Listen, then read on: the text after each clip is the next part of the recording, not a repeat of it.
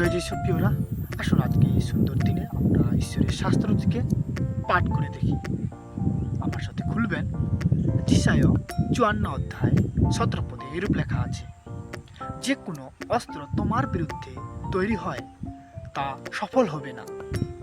তুমি প্রত্যেককে দোষী করিবে যারা তোমাকে দোষারোপ করে। এই হলো সদাপ্রভুর দাসীদের অধিকার, এবং আমার থেকে তাহাদের এই ধার্মিকতা লাভ হয়, এটা সদাপ্রভু বলেন। আমেন।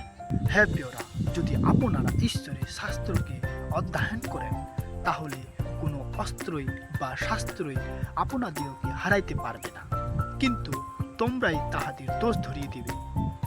যদি ঈশ্বরের শাস্ত্রকে আপনারা অধ্যয়ন করেন, তাহলে সেই ঈশ্বর আপনাদিওকে এই অধিকার দিবেন, এটা ঈশ্বর বলেন। তাই আসুন আমরা ঈশ্বরের শাস্ত্রকে অধ্যয়ন করি এবং ঈশ্বরের গৌরব করি। ঈশ্বরের বাক্যের দ্বারা ঈশ্বর প্রত্যেককে আশীর্বাদ করুক। সকলকে জয় যিশু।